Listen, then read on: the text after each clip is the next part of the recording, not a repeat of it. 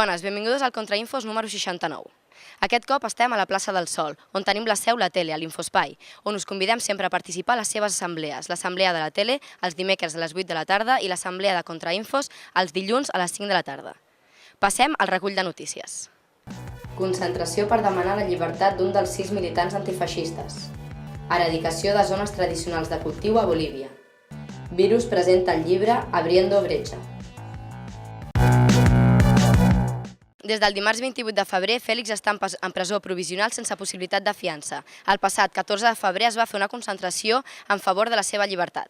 El pròxim 23 de febrer a les 12 a la plaça de Sants hi haurà una manifestació també per exigir la seva llibertat i l'absolució dels detinguts antifeixistes. Manifest antifeixista. Absolució detingudes. El nostre company Fèlix resta a la presó des del passat dimarts 28 de gener. Massa temps. La jutgessa, Pilar Rovira del Canto, va declarar el seu ingrés a presó provisional sense possibilitat de fiança.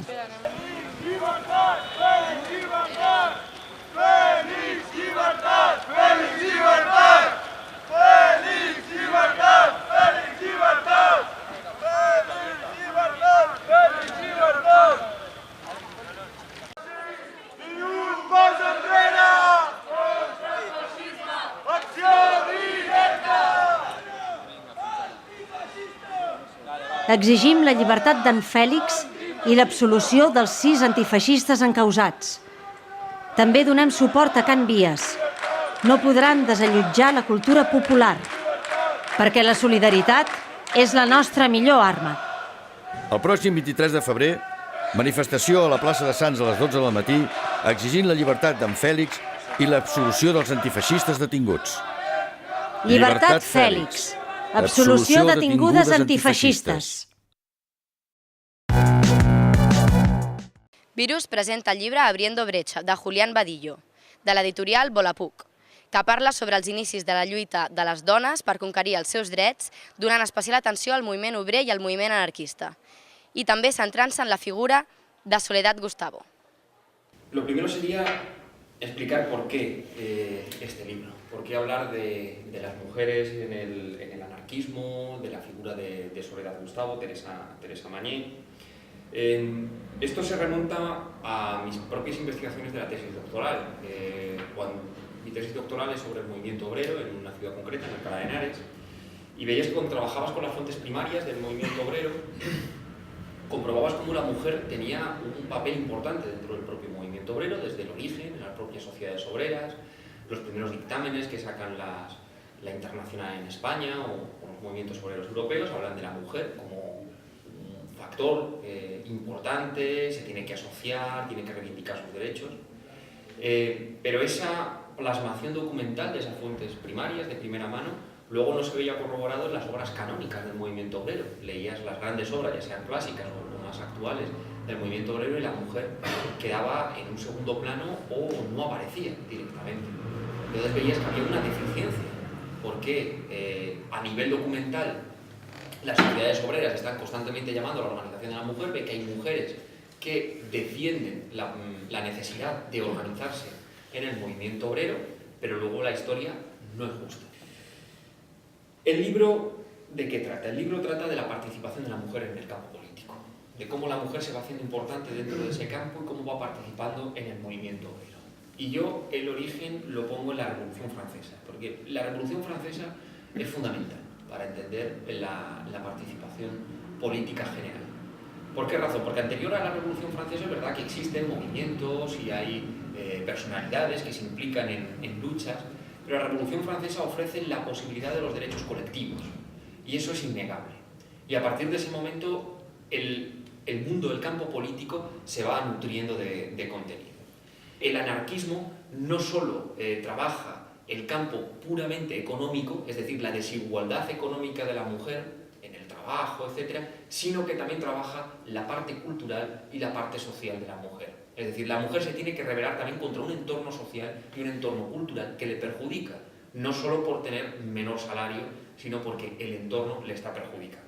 El movimiento obrero español, en su amplia mayoría, fue vacuinista, y entonces el movimiento obrero español sí que tiene unos debates enriquecedores de lo que será la tarea de la mujer dentro del movimiento obrero. Teresa Claramunt pasa a la historia por ser la primera mujer que organiza un sindicato solo y exclusivamente de mujeres, la Asociación de Trabajadoras de Barcelona, en el campo del textil. Y lo hace por dos razones. La primera, porque veía que la situación laboral de la mujer en ese campo era mucho peor que la del hombre. Y por lo tanto las mujeres necesitaban una organización propia para defender sus derechos. También porque en el campo del textil era un trabajo de vinculación más femenina, o sea, eran las mujeres las que trabajaban más en la industria del textil que los hombres. Durante la Guerra Civil, cuando Federica Montseny es nombrada ministra de Sanidad del gabinete de Largo Caballero, Amparo Poch actúa como asesora de Federica y ella es en realidad el cerebro de esa ley del aborto. Ley del aborto que es hasta la fecha la más avanzada que ha tenido este país. Estamos ante una generación de mujeres, la que funda Mujeres Libres, que consigue la alfabetización de muchísimas mujeres durante la Guerra Civil, que tiene un discurso muy interesante sobre el tema de la prostitución, de los métodos anticonceptivos, toda una nómina de mujeres que hoy no son recordadas en ninguno de sus países. El govern està dedicant zones tradicionals de cultiu de coca malgrat la resistència dels seus camperols. Un col·lectiu de Cochabamba defensa el col·lectiu de coca orgànica i critica les polítiques d'eradicació d'Evo Morales.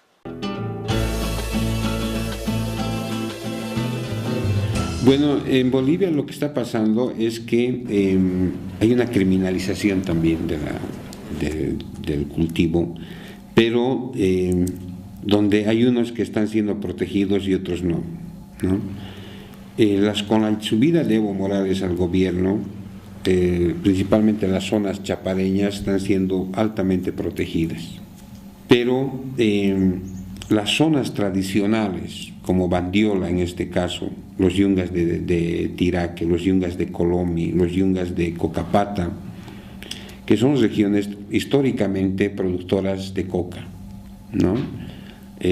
Zonas antiguas de coca, están siendo perseguidas, están siendo criminalizadas, y es ahí donde está haciendo la erradicación el gobierno de Evo Morales, cuando las zonas excedentarias están en el trópico de Cochabamba y en los yungas de La Paz. Apolo, igual que Bandiola, son zonas reconocidas por la ley 1008 como zonas tradicionales de hoja de coca, pero son las zonas que están siendo erradicadas, y en el caso de Apolo a sangre y fuego, ha habido policías muertos, hay los dirigentes que ahorita están en presos, se está acusando a los mismos cocaderos de haber matado a los policías, cuando, como de la Asamblea de Derechos Humanos ha mostrado en un último reporte, la violencia y la intolerancia con la cual entraron a Apolo, al viejo estilo de las dictaduras, los sacaron de sus casas, los concentraron en la cancha, separaron mujeres de varones y han erradicado todo en Apolo,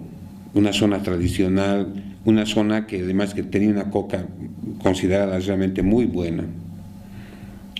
Sabemos de que el principios de abril se va a iniciar la erradicación en los yungas de Tiraque y de ahí pasarán a Bandiola. Y ahí el riesgo es que suceda lo que sucedió en Apolo el año pasado. Y lo más triste es de que en estas yungas que te estoy diciendo son los últimos lugares donde puedes encontrar todavía coca orgánica, es decir, coca no fumigada. Porque el hecho es de que más del 90% de la coca que se consume en Bolivia es fumigada. Entonces, literalmente se podría hablar de un envenenamiento masivo en Bolivia por ese tema, y que directamente el gobierno no quiere hablar, no le parece un tema interesante, porque eso afectaría los intereses de sus bases cocaleras, ¿no? Hemos hecho el seguimiento de uno de los productos, que es un herbicida, que es el gramoxone, que es un herbicida que ha sido prohibido en la Unión Europea, en los Estados Unidos, pero que en Bolivia es de uso extenso y masivo, porque es un herbicida. Para la coca es muy importante la fase del deshierve. Entonces, la coca orgánica, el deshierve hay que hacerlo a mano. Los efectos residuales del gramoxone son muy jodidos.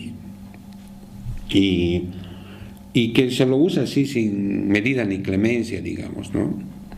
Justamente viendo estas realidades de que como Grupo Coli estamos intentando armar una red de comercialización de coca orgánica, principalmente con estos productores orgánicos de los yungas de Bandiola, Tiraque, que se han organizado en el último tiempo como posibilidad, ¿no? O sea, ven de que la única posibilidad que tienen de defender sus cocales para evitar la erradicación es promover su coca orgánica. Estamos en eso, tratando de armar en condiciones absolutamente adversas.